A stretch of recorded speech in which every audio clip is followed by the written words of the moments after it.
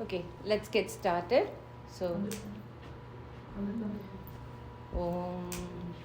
today what we'll do is we'll look at the significance of Devi Mahatmyam. We've changed the PDF to include 3 very important slokas from Devi Mahatmyam. So, I hope that the time will still fit. So, we've replaced it. So, we'll understand briefly what those slokas are and why they are important. I'm not going to go into every single sloka and explain the meaning of it. But in general, we'll understand what is Devi Mahatmyam, why is it so important. Should we record the session? I'm recording. Oh. So, why it is important, how it benefits us. So, that's what we'll look at, Devi Mahatmyam. So, this Devi Mahatmyam, Mahatmyam means greatness. Many of you here are Tamil, so I'll say in Tamil there is a word called Magattuvam. Magattuvam means importance or excellence or greatness. So, Mahatmyam means the same thing, greatness. And it is Devi's greatness. So, this is one that is all about simply praising Devi. So, that is what this whole thing is about. So, it is part of a Purana called Markandeya Purana. So, this was done by sage Markandeya, and there are 13 chapters in that. And typically, they are grouped into 3 major sections. Prathama Charitra, Madhyama Charitra, and Antama Charitra. So, there are 3 Charitras in that. So, they are sections, if you will. Okay. So, that's what this whole thing is about. So, let's understand how this Devi Mahatmyam came about. How did we all come to know about this Devi Mahatmyam? So, this whole Purana is such that Markandeya Rishi is telling his disciple. That's how this Purana is written. So, Markandeya Rishi is narrating this story. Okay, there was once a king called Surata, and this king was a very good king. He took good care of his subjects. He was very righteous. He did everything, all good things for his subjects, etc. So, this Surata belongs to a dynasty called Chaitra dynasty, and he had enemies who were Kola dynasty, right? So they were all enemies, and the enemies attacked the kingdom of Surata. And his enemies were not a big army or anything. They were not as powerful as Surata, but unfortunately in that battle Surata lost, and all he was left with was his capital.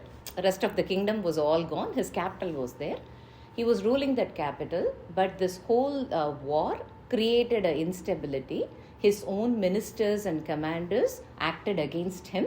They looted all the things, and finally Surata lost his capital also. And all he was left with is, he realized that his ministers have become evil. So he had to leave that kingdom on the horseback. Under the pretext of going and hunting, he had to run away. So just with clothes on his back, he had to run away from his kingdom. And when he went inside, deep inside, there was the ashram of sage Medas. So he is a very enlightened sage. So sage Medas saw that and thought, oh, okay, this has happened to him. As usual, ashrams are always sanctuary for everybody. So the king could also go there. So the king was staying in, say, Medas ashram, and the king could not stop thinking about everything that was happening, right? First he thought, what a shame, now I lost my enemies, and regret that, so many lineage ancestors have been ruling. In my rule only this had to happen, right? So shame, regret, and then he was worried. Now what did this mean ministers do? I lost my kingdom to enemies. How are they treating the people? Are they looting the money, or are they doing good things for the people? He could not stop thinking about this. So he was constantly worried about this. So he used to go for long walks in sage Medas ashram. And one day he met another person on his walk, and that person looked very sad. And he asked him, who are you? Why are you looking so sad? He was very happy. At least he had something to think about other than this constant anxiety and worry, right? So he asked him, who are you? What are you doing here? And he said, I am a merchant, and my name is Samadhi, and I earned a lot of money. I was a very wealthy man.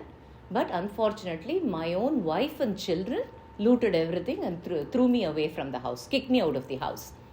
And I cannot believe that my own children and my wife will do such things, but they seem to care more about money than me, so they kicked me out. And then he said, oh, is that why you're sad? And he says, no, I'm sad because of all this happened, but also I'm constantly worried whether my children are doing well, my wife is doing okay. And Surata is thinking, at least for me, I had a duty towards my kingdom. If I lost this, there is a lineage, a loss to enemies. Here, somebody betrayed you. Why would you constantly think about somebody who betrayed you? You should just forget about him and then go. But Samadhi says, even if I think about it, I'm not able to be like that. I'm worried. I know they betrayed me. I know they did wrong things, but I'm not able to cut my attachment and immediately say, okay, fine, bad people, let me move on. I'm not able to do that. So then Surata and Samadhi said, you know what, we have to find out why this is happening to us. Why are we not able to let go of this attachment? Why are we constantly thinking about things? How do we get rid of this? So they decided to go to Sage Medas because he is a great sage. And they asked, what is the problem here? Why are we behaving like this? What is going on? And at that time, Sage Medas told them, it is not just you. Everybody in this entire world is in this kind of a illusion, this attachment, this thing they cannot let go.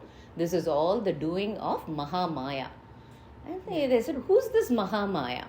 And then Sage Medas starts telling them about Mahamaya. And Devi Mahatmyam is about those things. So he talks about first Mahamaya was one who's responsible for Vishnu's Yoga Nidra. At that time there was only water. Vishnu is sleeping in the ocean, milk ocean. He's sleeping. He's been sleeping and sleeping for a long time. Out of his earwax came two asuras, Madhu and Kaitaba. These two came out of his earwax and they were looking around. Only whatever you can see, wherever you can see, there's only water, Vishnu. They don't know what they are on. Then they see there is a nice stalk that is growing out of that. And so they decided they will just go up the stalk.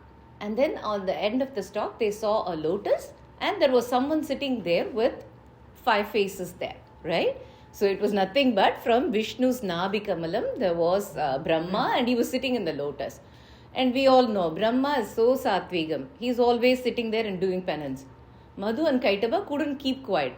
They saw this person, they wanted to torture him. They are pulling him, they are trying to attack him, they're hitting him. Brahma, poor thing, didn't even realize what happened here. And then he's saying, he knows, Brahma knows that Vishnu is his father. So he's screaming out for help. Vishnu is sleeping happily, he's not even waking up. Brahma is like completely worried, and he's not able to manage these two, Madhu and Kaitaba. Why on earth would they just come? He didn't even attack them. They just came, attacked him. They saw someone, thought, okay, nice, we'll attack them. So then Brahma starts to reach out and say, somebody please help me. And in Devi Mahatmyam, there is something called Brahma Stuti. So this is Brahma reaching out for help. And then the ultimate reality, she hears that, and that is Mahamaya. So she hears that, and slowly she takes the Nidra out of Vishnu, and therefore Vishnu wakes up. So she is the Yoga Nidra. So she is the Tamogunam, which is about lethargy, which is about destruction, everything. So she pulls back all the Maya or Yoga Nidra from Vishnu. Now Vishnu wakes up, sees that these two, Madhu and Kaitaba, are torturing Brahma. Therefore, Vishnu and Madhu and Kaitaba are now fighting with each other. The fight is going on and on and on. 5,000 years have gone. Fight is not stopping continuously. Both of them are equal to Vishnu. They're able to fight. So then Vishnu decides, I have to bring this to an end. So he says, you both are really very powerful. You've been fighting with me for 5,000 years. I'm very impressed. Ask me for a boon. And Madhu turns around and says, you know what? I'm impressed with you. You've been fighting with me very well. We were 2 and you were 1 and you were able to equal. So you don't give me a boon. I will give you a boon. Ask me for a boon. And Vishnu immediately pounced on the chance and said, the boon that you have to give me right now is that both of you will agree to be killed by me right now, here. I have to be able to kill you. So then they both said, it is still, they gave the boon. So Madhu said, okay, fine, we'll agree to dying, but you have to kill us in a place where there is no water. If you find a place like that, you can kill us. Okay? So immediately Vishnu took them on his thighs and then he killed them both. And the thing that fell, and wherever Madhu and Kaitaba's body parts fell, there was no water. And we call that earth. And that's why earth is also called as Medini. And this is why we call Vishnu as Madhusudana, because he killed Madhu. He's also called as Kaitabajit. So that is the story about Mahamaya. And then he describes a story about an asura called Mahishasura. And Mahishasura was one who had the boon that he could not be killed by anything male, and he could not be killed by anything that was born out of a womb. So Mahishasura had this power. And as usual, power corrupts, and therefore he became very, torturing everybody. He was conquering the 3 worlds, and he was bothering everyone. And everybody had to pray for,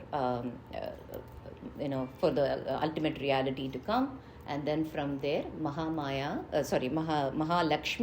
came as Mahishasura Mardini, and she was someone who was generated from the energy or light of everyone. So she was not something that was born, rather she materialized out of everybody's.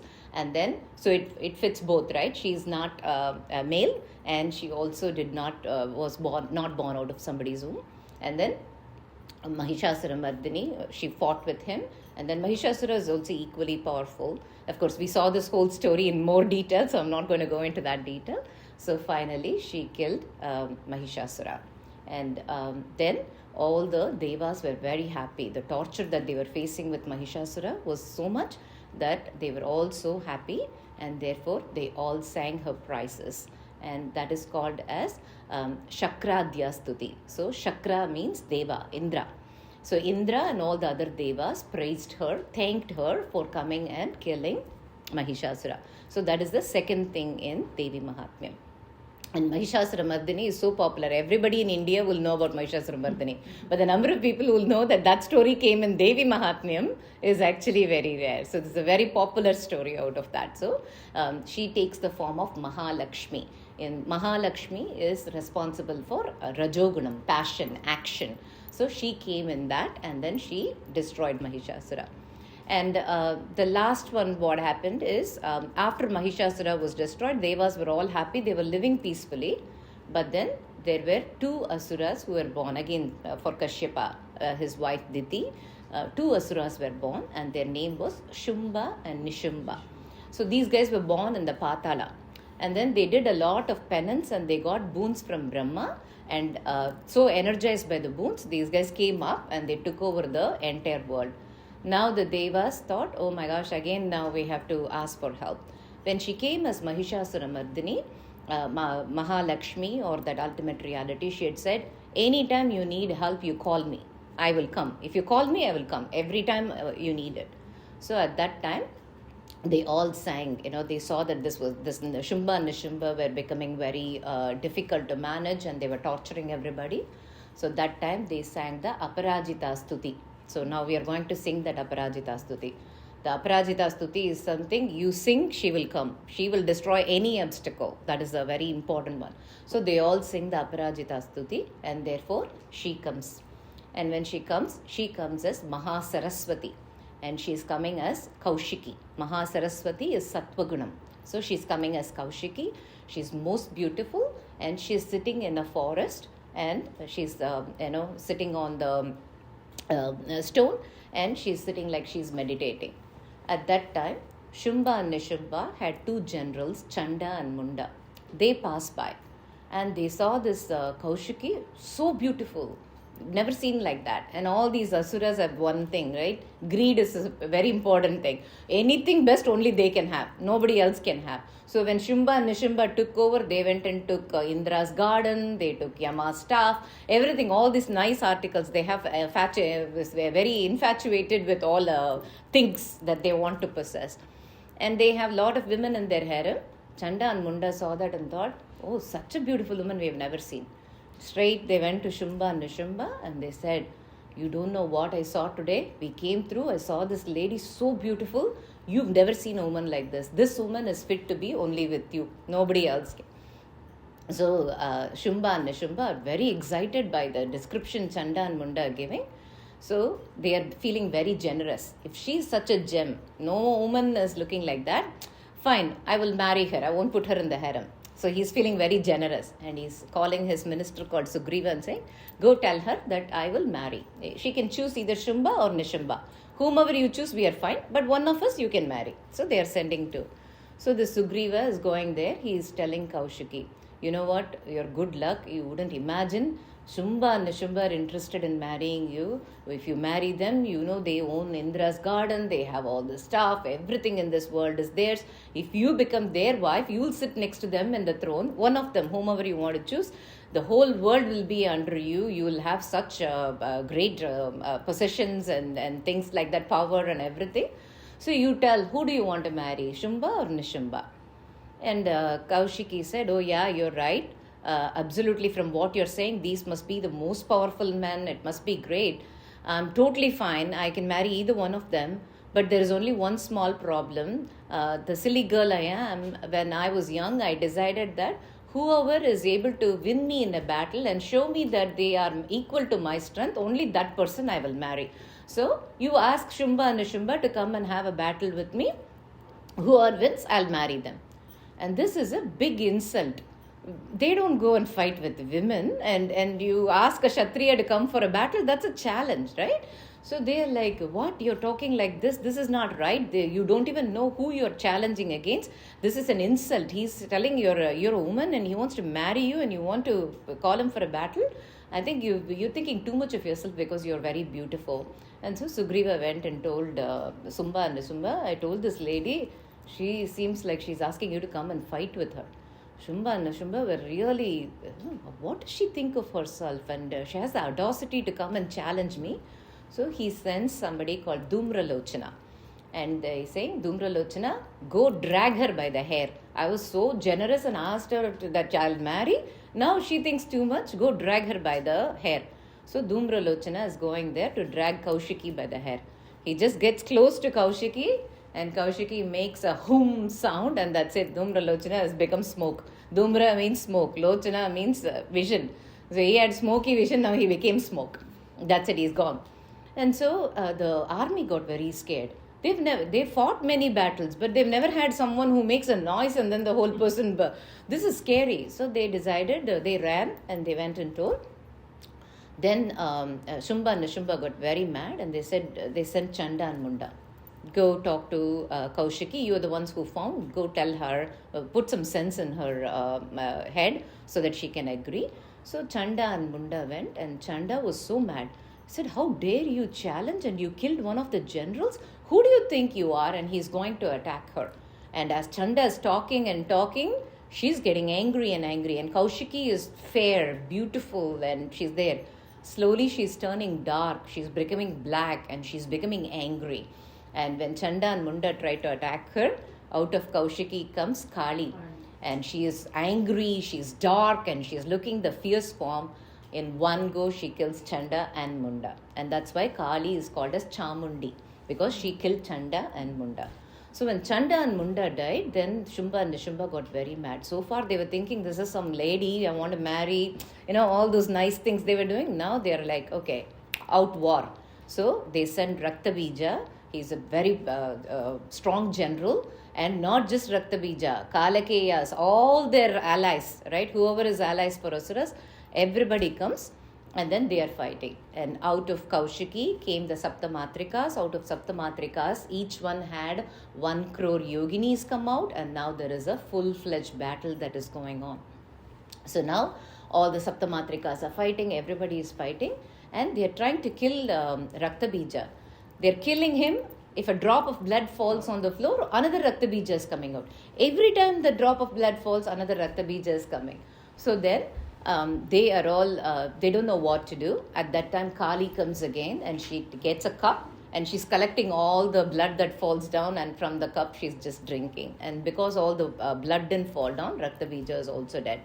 Okay, now time for the big leaders to come. Nishumba comes, and Nishumba is killed by Kaushiki. And then finally Shumba comes to fight. And then he says, you know what? You seem like you're having some magic. You've created this many people. Now I'm standing here one-on-one. If you are strong enough, come fight one-on-one with me. And that's it. All the Saptamatrikas went back into Kaushiki, and she said, I'm looking like many, but there is only one of me. Every single thing here is me. So let's fight. And then she fights Shumba, and therefore she kills Shumba as well. And when that is done, all the devas are very happy to be relieved from this Shumba and Nishumba's tyranny. And then they sing what's called as Narayani Stuti. A very popular one you would have all heard. Sarva Mangala Mangalye Shive Sarvartha Sadike Charanye Trayambake Gauri Narayani Namostute. So today you will see that we have in the Durga Saptashloki, the Durga Saptashloki is a short abridged version. So it will start with Om Jnaninam Api Chetamsi. So that is when Surata and Samadhi are going to Medas and asking, why is this happening? And he's saying, this is all because of Maya. She's not just you. Jnaninam Api. Even if somebody is enlightened, she can still ensnare them into her illusion. She's creating all of that. And then you can see that there is also the Durge, the next stanza there is coming from the Shakradhya Stuti. So they're all saying, the moment we say your name, you will remove all the fear. That's why you're here. And then the rest of the things are all from Narayani Stuti. So now this is the story. And so Medas had told Surata and Samadhi. So Surata and Samadhi are really happy to hear this. And now they understood who she is. She is the Mahakali who did Madhukaitapavadam. She is the Mahalakshmi who did the Mahishasura Mardinivadam. She is the Mahasaraswati who killed Dhumralochana, Chanda, Munda, Raktabija, Shumba and Nishumba.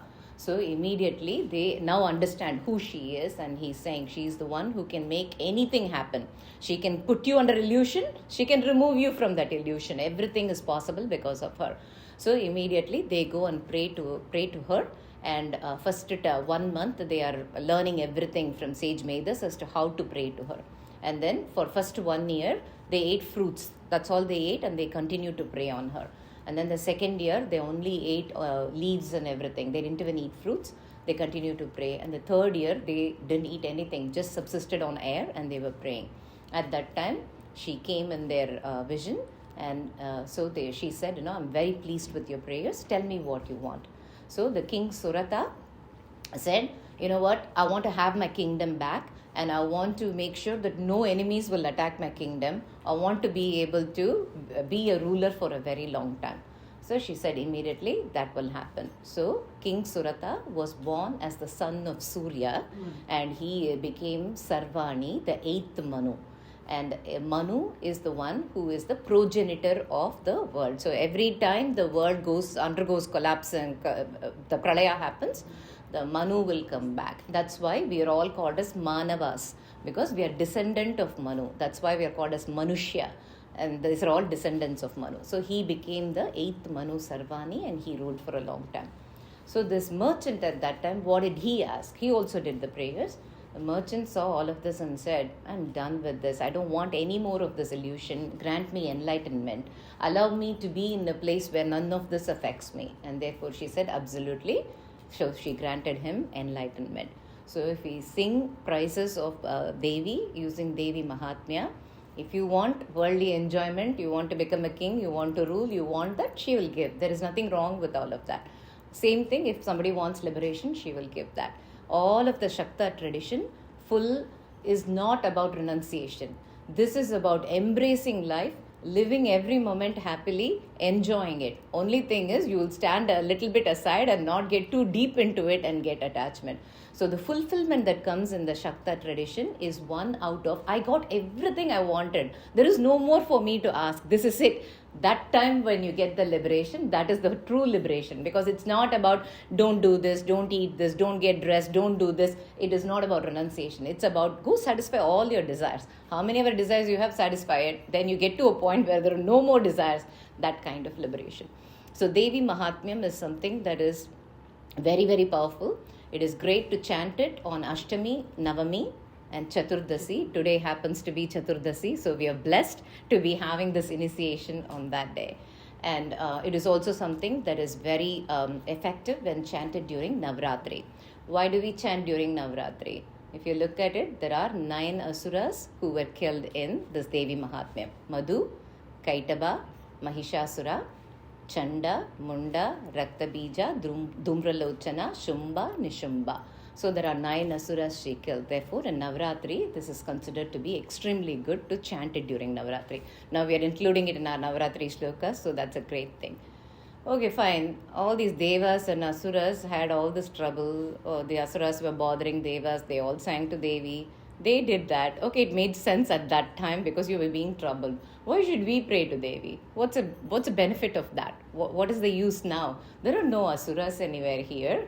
All of us have our life happy, so why should we pray? We have asuras in ourselves. Actually, that's the thing. The asuras are nothing but the demons that are in our own mind. So if you look at Madhu and Kaitaba, right? Madhu and Kaitaba, pride and the anger, going and hurting somebody, right? We are all a little bit better than that, right? So, but if you see, human beings have this tendency, purposely going and attacking someone else. That is a gunam that we have to remove from ourselves.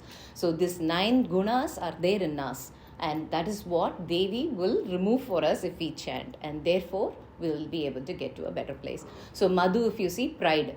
Vishnu is saying, I will give you the boon. I am better than you, right? So, taking ourselves too seriously, thinking too much of ourselves. Kaitaba is one who went and hurt Brahma. Brahma didn't do anything. Just like that, he was there. And this tendency of bullying others, right? That will exist. And we may not be able to associate ourselves with bullying because we are all nice people. We don't bully. We don't physically attack. But how many times do we say words that, whether intentionally or unintentionally, you've touched something for the other person, they feel hurt by the words? Those are tendencies that have. And these are visible things. It's easy for us to figure out, right?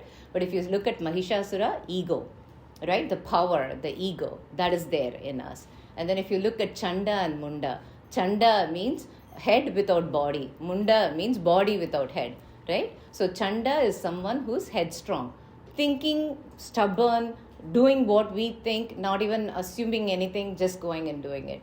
And Munda is someone who's body without head, impulsive actions, not thinking through what you're trying to do, right? Sometimes we are too stuck to idea and being stubborn, and sometimes we don't think through our actions. And then if you look at Dhumralochana, clouded perspective. Guy had no idea who was dealing with. He went to go and get the supreme power of the universe. He wanted to grab her by the hair. That kind of clouded perspective, even we sometimes tend to underestimate. We don't think through what exactly is happening, right? And then if you look at Rakta Bija represents desires. Our desires are very hard to get rid of. Every time you cut one desire, another one will pop back up. I want to get to this place is an easy thing. Okay, we got it.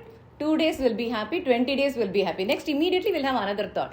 I want to buy this dress or this sari or this jewel or whatever. Think of anything that appeals to you. Once that is done, 5 days will be happy with it. Until we wear it and show it to other people, we'll be happy. And then next thing will come. So desires are something that will keep coming up again and again. So these are foes that we have to fight. We'll be able to get through. And then Shumba and Nishumba. So if you look at Shumba and Nishumba, initially, so engrossed with Kaushiki, so beautiful, I need to have her, right? Passion. And that same passion turned into hatred. Now, who is she? I need to fight her, right? Our passion and hatred. So these 9 things are our foes. And only if we get rid of all of that, we can get to a point where all these things make up all our personality. If you get rid of all of these asuras, what will remain is a normal person who is selfless. If you let go of all of this, the identity will become selfless.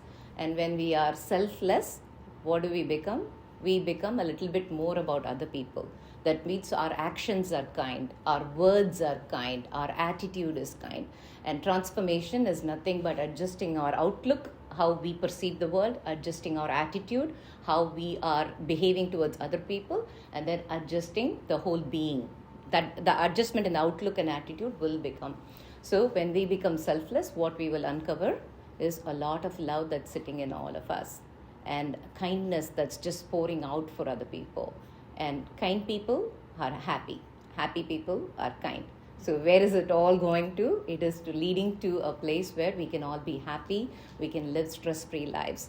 And it's not just that Devi Mahatmyam. If we are all science-oriented, if you appreciate others, if you do a kind thing for others, oxytocin generates. That's a happy hormone. When you do a kind thing for someone else, it is called as helper's high. It's a dopamine that will happen. So these are all happy hormones, and then being able to appreciate things. Look at a flower, I'm happy with this, and fresh flower bloom. We're so focused on other things, we forget to look at all of these. When you appreciate all of this, serotonin will come. So these are all happy hormones, and that is the trick. End of the day, you do good things, you're going to always feel happy, right? So doing kind things will get us to a point where we are able to be happy, we are able to be stress free, we are able to enjoy our life. Of course, for us all, becoming selfless is a big goal. Right? It's not easy. It is very, and that's why all these highs will last only for 3 to 4 minutes. Even oxytocin can only give. So this is why we have to make kindness a daily habit. If you keep doing this again and again and again, that will help us. And where do we get that attitude from? We'll get it from chanting all these slokas that will get us to that place. So even if we cannot become completely selfless, we can all try to become a little less about self. Maybe that's a goal that we can all set for ourselves, and Devi Mahatmyam will lead us in that path. Thank you, everyone. Thank you. Beautiful.